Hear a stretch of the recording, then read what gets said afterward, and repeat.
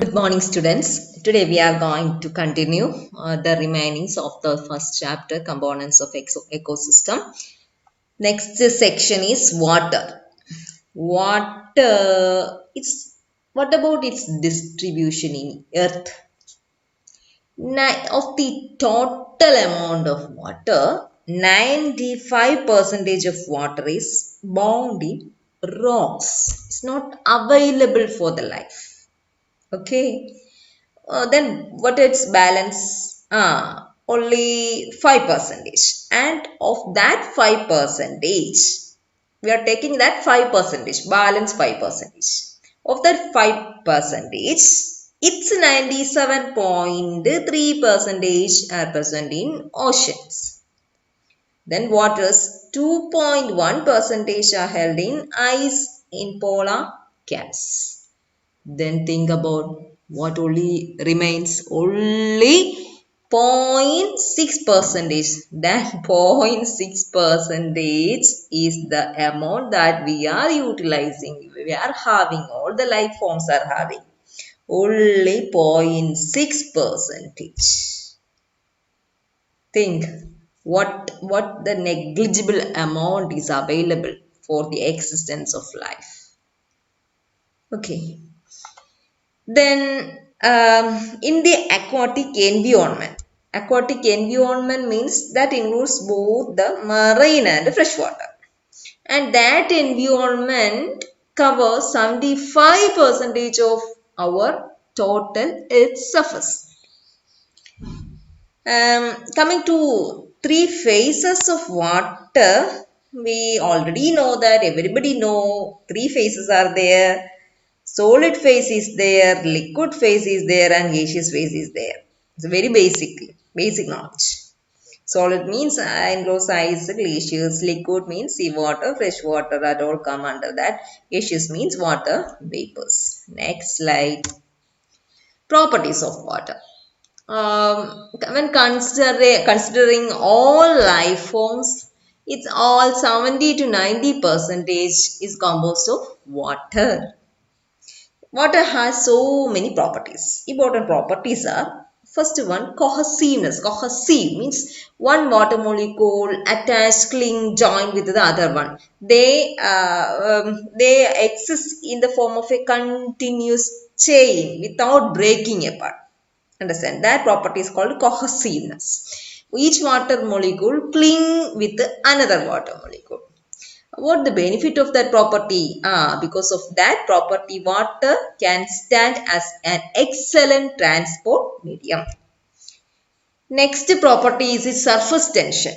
Water has good surface tension. Surface tension means because of this property, it can support, it can give a buoyancy for the creatures, small creatures that come and alight on its surface because of that surface tension. Then what is surface tension? What is surface tension means? It's a property of the surface of all type of liquid. What property? To resist whatever external force. And because of what they can resist that external force, how they resist that external force? Due to their cohesive nature. Because you think that you all stay by holding your hands together, so an external person cannot cross you because that is your surface tension. Similarly, the surface molecules cling together, cohesive together, and resist whatever external force. That is the surface tension. Water have good surface tension. Okay, benefit, because of this, water dwellers, pollens can float on this. And because of this property itself, soil retain water because of the capillary force. Then water is a universal solvent. It can dissolve almost all things. Because of this dissolving property, water can transport almost all gases across living membranes. Next slide. Transparency. What is transparent? Because of the transparency, it can conduct light. If light is available to deeper layers, we know that if light is there, so many life process is very easy to occur in those layers. So it supports the existence of life. So as the water is transparent, it can conduct light. Then viscosity and buoyancy. Viscosity is there, buoyancy also there. What for water? Its benefit is it helps the water dwelling organisms to exist in water itself without having many additional supporting structures. Density. Water is more dense at the temperature of 4 degrees Celsius. We have already learned in that which part of this chapter that summer stratification. Okay. At 4 degrees Celsius, water is more dense. And in extreme cold areas, so ice sheets are forming on the surface of water, and because of the formation of ice sheet on the surface, it acts as an insulator and prevents the underneath water from becoming ice. In that way, it prevents, it helps the existence of life of all the organisms, small fishes, whatever it be, in the underwater layers. Okay, then pressure. Pressure, we already measure pressure by taking the standard as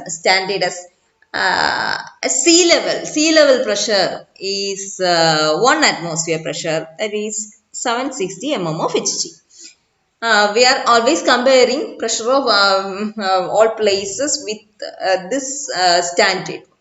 As we go deep layers, with every 100-meter depth, pressure increase by 1 atmosphere.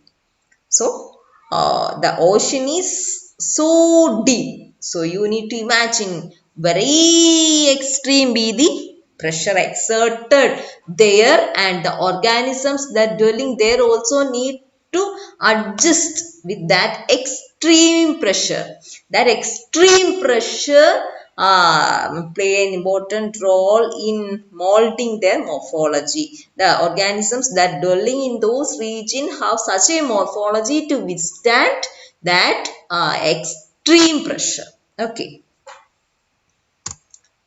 Thermal property. It has high dielectric constant and high heat capacity. Dielectric constant means the capacity to hold charge.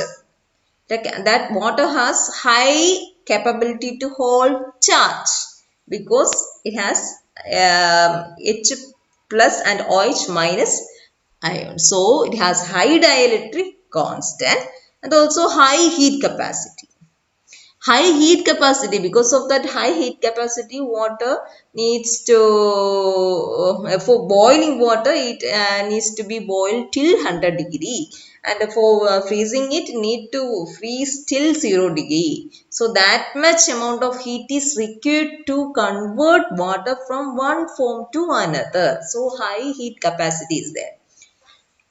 That's why always telling is the actual fact that water heats up and cools down very slowly.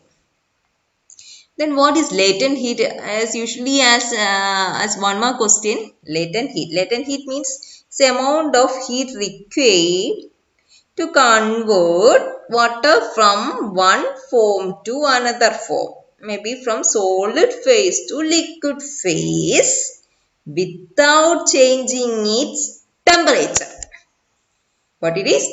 It is the amount of heat required. For what? For changing, converting water in one form to another form. Maybe solid phase to liquid phase, or from liquid phase to gaseous phase, whatever it be. But the two phases should be of same temperature. Means if we are taking a 0 degree ice cube, we are converting that to 0 degree water. Listen, the temperature is the same. For that change, how much heat is required? That amount of heat is called latent heat. Then freezing point means is the point at which water freeze to and form ice crystals, ice cubes. When water freezes, it takes up that much amount of heat.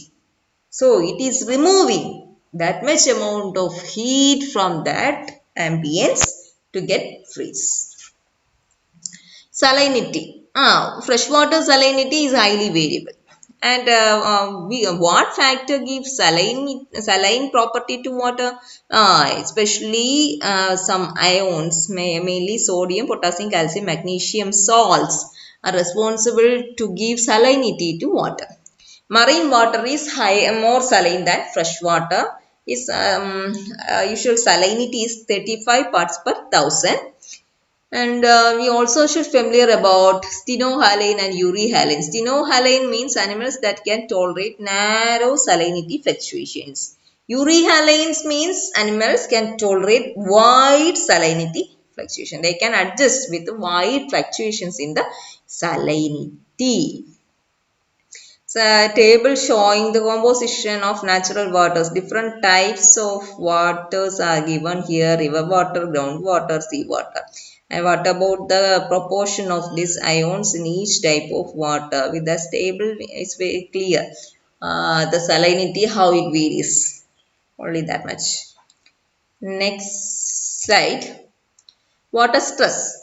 Relating to it, we need to familiarize, we need to understand what is osmoregulation. Osmoregulation is nothing. It is a water balance between internal environment and external environment of organism.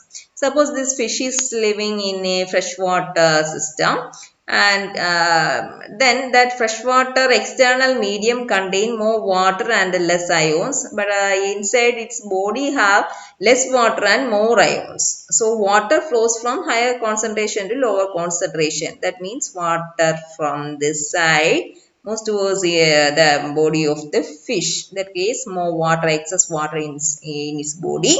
So, for maintaining proper water balance, that fish need to discharge very dilute urine. This is the case in fresh water. Then think about marine water. In marine water, ions is more in outside, and inside the body ions will be less. So, concentrated urine need to be produced there. Yes, in that way, both way, organism balance the water inside its body with its external environment. That process is called osmoregulation. Simply, it's a water balance between internal environment of organism to its external environment. Drought, we know when we call the climate is drought when the rainfall level is less than 75 percentage of normal. What is the effects? It causes it lowers water table and it affects agriculture, affects the life of plants, animals. That are the effects. Waterlogging. Waterlogging means oversaturation of soil with water. What is its impacts? As water, oversaturation of soil with water results, main problem is the air that present in the soil is replaced by this excess water. The soil become anaerobic. And also, as water too much saturate the soil, and due to that evaporation, the water later get evaporated to the atmosphere, and what remains in the soil only ions. So in that way, salinity of soil also will affect. Next, air. We are going to see air. Yeah, what is air or atmosphere? It is the gaseous envelope seen around the earth is atmosphere or air. What's the composition of atmosphere? Nitrogen forms 78.08 percentage, oxygen form 20.94 percentage, argon 0.93 percentage, and carbon dioxide, look, only 0.03 percentage. Okay. Then aerosols. What are aerosols? Aerosols means nothing. It is suspended, solid and liquid components of atmosphere. Atmosphere contain so many suspended, solid and liquid components. That components, suspended, that components are called aerosols. And it's mostly located in the lower atmosphere. From where these aerosols form? From forest fires. Whenever some fire happen in the forest, some small solid particles is most probably caught in the atmosphere, and also from soil erosion by wind that also take away some solid particles. Then ice crystals from the sea, sorry, salt crystals from sea, and industrial and agricultural activities. All this may give certain amount of aerosol. Then influence, in what way air affects organism. Abnormal level of all gas is stressful to all life forms. Wind is an ecological factor. It's a part of our air atmosphere. It helps in plants transpiration and also the pollen's dispersion. And also air acts as a habitat for many birds, butterflies, so many things. These are the influence of air on organisms. Next slide. Going to biotic factors. Biotic factors are, yeah, these portions are very simple, and in last semester also you have learned all the most of the part. So it's easy for you. Biotic factors means they include plants, plants are the producers, animals, animals are the consumers, microorganisms, they are the decomposers. I'm going to see autotrophs. Autotrophs, we know. Tell me what is autotrophs, because it's very well known for you. Autotrophs, very simple. Autotrophs means are organism capable of synthesizing their own food from inorganic substances using light or chemical energy. Simply, autotrophs are organisms can prepare their own food without depending any other living organism, only depending on light. Autotrophs. Then how they are classified? Phototrophs are classified into phototrophs and Photo itself means photo means those autotrophs. There are green plants. Okay, certain bacteria or all comes under that. They possess photosynthetic pigment in their body. They, with the help of light energy, it convert that light energy to ATP, and using that ATP, it synthesizes its food material like carbohydrates. That is phototrophs. Then chemo means some chemicals, right? They are prokaryotes. Chemoautotrophs are prokaryotes. They synthesize their own food from inorganic chemicals, and that oxidation of that inorganic chemicals, they synthesize carbohydrates. They are chemoautotrophs. Okay, then given here prokaryotes, they take their food from inorganic raw materials, inorganic chemicals. Inorganic chemicals may include compounds of sulfur, nitrates, sulfates. Then phagotrophs. Phagotrophs means what? They are organisms. They take their nutrients out of organic matter. Organic matter means the matter that is synthesized by the plants. They are depending on plants. They are depending on autotrophs. Okay, so we can call them as heterotrophs. This phagotrophs includes protozoa to higher life forms. They are all heterotrophic. Phagotrophs are heterotrophic. They are mostly animals. They generally ingest or swallow their food. Okay. They are all consumers. They depend on autotrophs. There are different levels of consumers, which are primary consumers are there, primary carnivores are there, and then secondary carnivores also there. Primary consumers means they are all herbivores. All primary consumers are herbivores, means rabbits, deer, or like organisms. Then primary carnivores means those organisms they are feeding on these primary consumers. They include fox, then frogs, all are primary carnivores. Secondary carnivores includes much bigger forms, includes lion, tiger, and top carnivores also there. They are not eaten by others. Okay. Then saprotrophs. Saprotrophs means what? They are non-living organic. They use non-living, decaying organic matter as their food. Such organisms are called as saprophytes. They get their energy from non-living organic matter. They are all decomposers.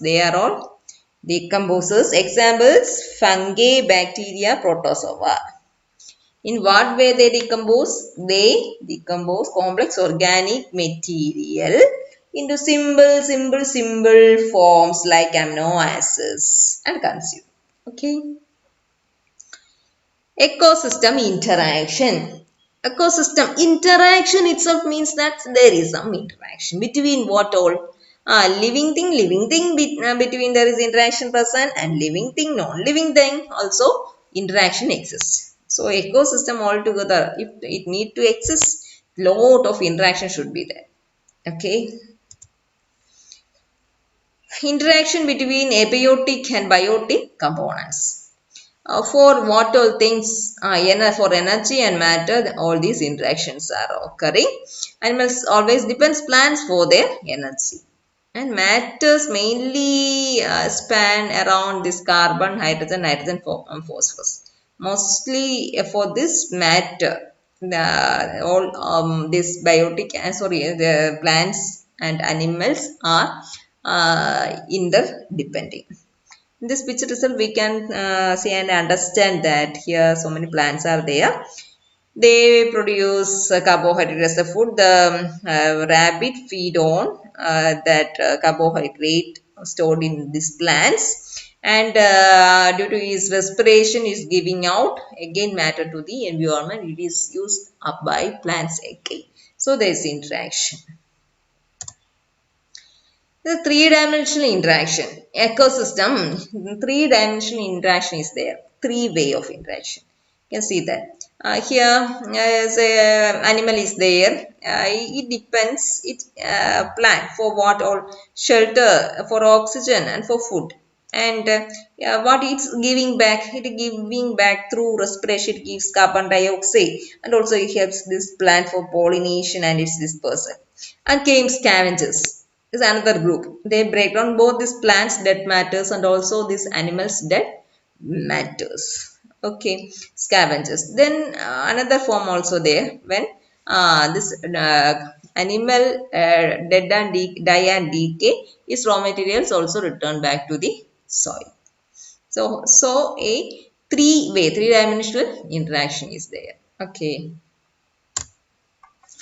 Hierarchy of ecosystem. Hierarchy, in this way an ecosystem is organized.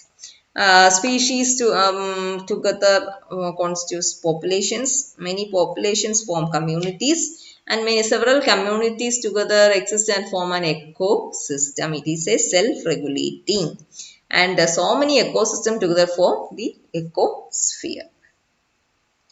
Then space, time and ecosystem. Two important attributes of the ecosystem are space and time. Because ecosystem vary with respect to space and time. So suppose we are going and take a collection from a pond from its deeper layers. If we are taking such a collection, we miss the same population in its shallow regions. So we cannot, in that, if we are going in that manner, we cannot understand what the property of that life in the shallow, because we are sampling only from deeper layers. So ecosystem have property with respect to space.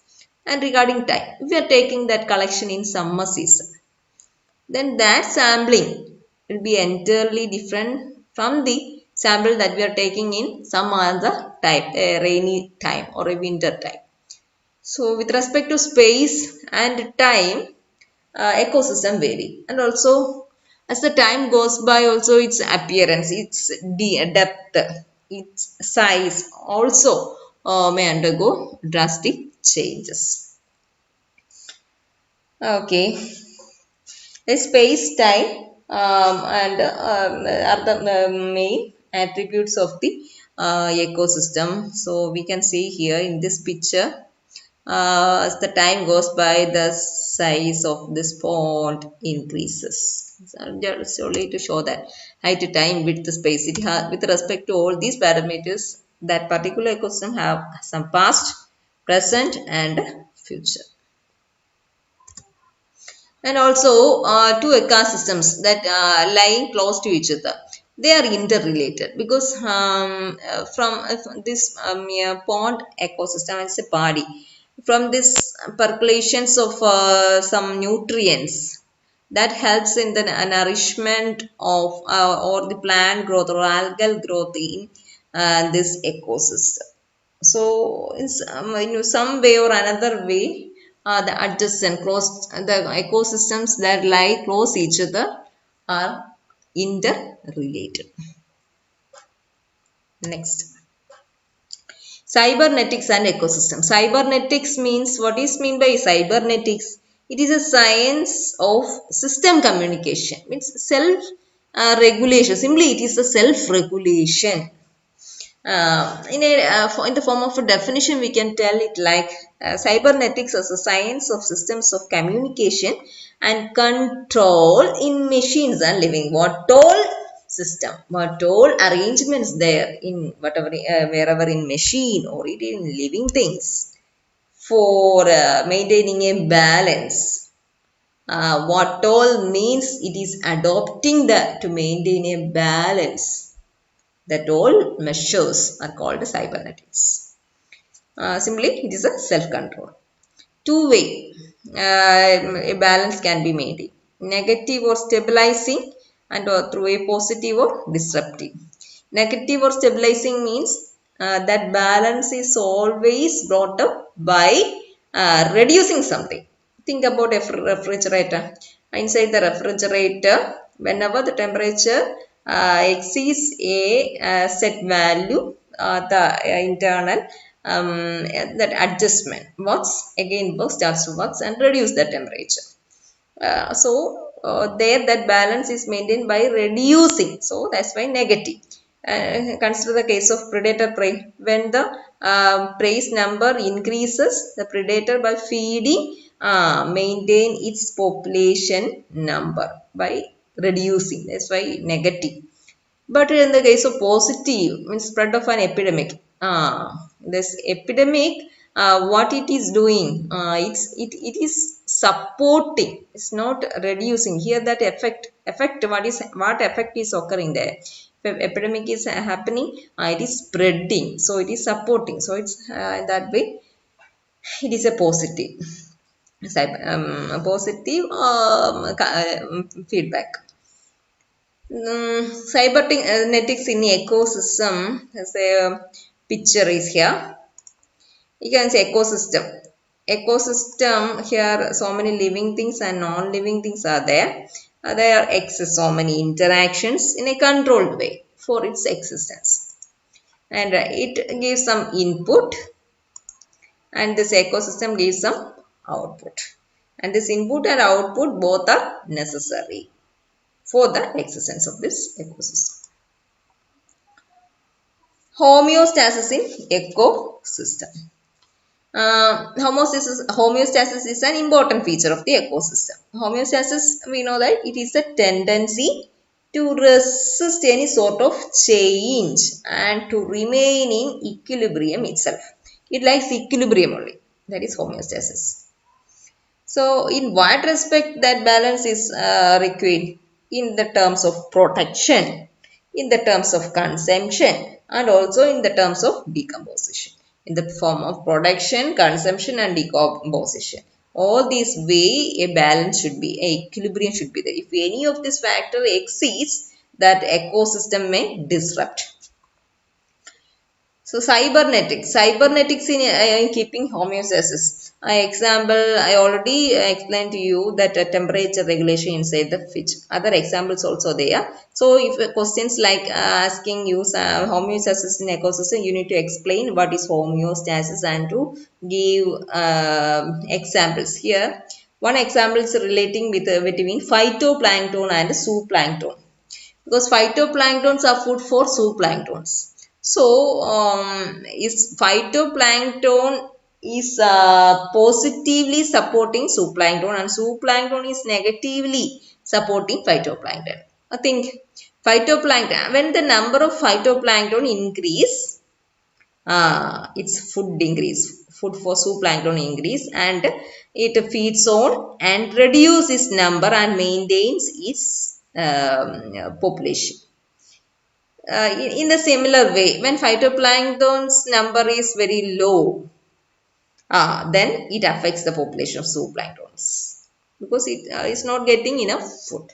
In that way, both are helping each other to maintaining the balance.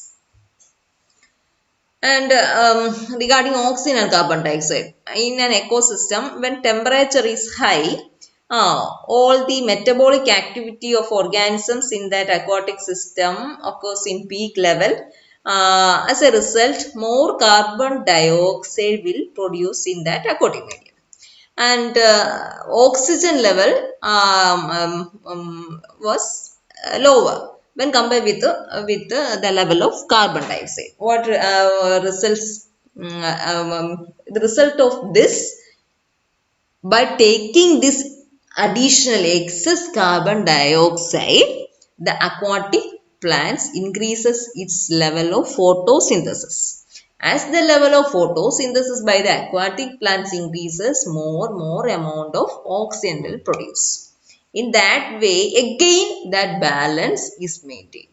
Balance between the amount of carbon dioxide and oxygen in the aquatic medium. If that self-regulation is disrupted, the ecosystem altogether fail to survive. Then stability of ecosystem. Stability means need to stay unchanged, to stay normal, avoiding all type of disturbances. Two levels of stability is there, local and global. Local means a small disturbance, uh, and global stability means it's a tendency to return after having all possible disturbances. After having all possible disturbances, if an ecosystem is returning back to its normalcy, such type of stability is called global. That resistance, what is resistance? Resistance means it is the degree, it is a measurement of the degree of it's a degree of measurement showing how much a system changed from its equilibrium after a disturbance. Understand? Resistance means it is a measurement of what, how much a system changed from equilibrium as a result of a disturbance. That is resistance. Then resilience means coming back. Resilience is the how fast that system return back to its equilibrium after the disturbance. It denotes the speed, how fast it's returning. It's resilience. Pond as an ecosystem. When considering the total earth surface, the total vegetation in aquatic medium is 6 into 10 raised to 6 square kilometers of the earth surface. And then total area covered by ocean is 361 into 10 raised to 6 square kilometer. Just only figures to show the extent, the coverage of these two mediums. Then freshwater environment. Freshwater environment, two types are there, lentic and lotic. Lentic means standing water mediums, not flowing. It includes ponds and lakes. Lotic means is flowing, streams, rivers coming under lotic. Limnology means it's the branch of science dealing with the study of freshwater habitats. Pond. Pond means pond. What's the feature of the pond? Main feature is a standing. It's not flowing, and has four constant parts also there. Means it has abiotic factors are there. Producers are present there. So many consumers, decomposers are present in pond. Then sonation that you already learned. Literal zone is there, limnetic zone is there, profoundal zone is there. All the zones I don't need to again explain. Literal means light penetrating zone, limneting is the open surface zone, and profoundal is the zone totally lacking light. Okay. Then abiotic substances. Abiotic substances present in the ponds are water, carbon dioxide, mineral salts, etc. Primary producers are present. Primary producers usually algae, diatoms are the primary producers. Primary consumers means zooplanktons mainly. Then waterflies also primary consumers. Primary carnivores means they include small fishes, frogs, crustaceans. Top carnivores includes what all? Large fish, predatory birds. Decomposers means fungi, bacteria. Coming to next one, categories of pond flora and fauna. Very important. It's asked several times for your examination. New stone. New stone means it is the where is new stone position? Means it is the air water interface because it is a surface of water. Then just above there is a air layer. So that air water interface. Interface means the space between these two, air and water. What are the life forms exist there? That is that location is new stone. New stones are inhabiting in that location. Location means interface between air and water. New stones are of two types: epinewstones and hyponewstones. Epinewstones means organisms in the upper surface of water, just upper surface of water. It includes aquatic birds that are coming fast for picking up some fishes. Then water striders also include in this one. Epinewstone. Hyponewstones means organisms that living under the just under surface of that water. Hyponewstones.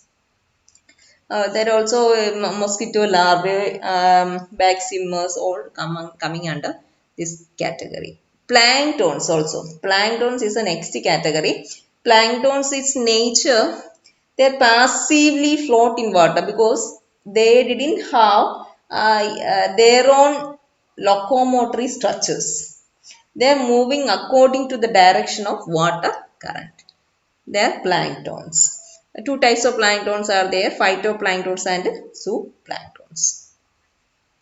Nectons. Nectons means they feature, they are large, they are active swimmers. Their size range 2 millimeter long swimming insect to huge turtles and crocodiles. That means size range variation is there. Then organisms of pond coming under this nectons are amphibians, snakes, fishes, turtles, all come under this category. Then periphyton. Periphyton means freshwater organisms in attached or clinging to plants and other objects projecting above the bottom sediments. They are organisms seen associated or attached with the plants or some other objects projecting from the bottom sediments. They are called periphytons. Then benthos. Benthos means organisms in the bottom. Example are clams, snails. Then micro consumers. Micro consumers means it includes bacteria, fungi. They are all saprophages. They decompose the dead and decay matter. With this we finish this chapter and today's section. Thank you.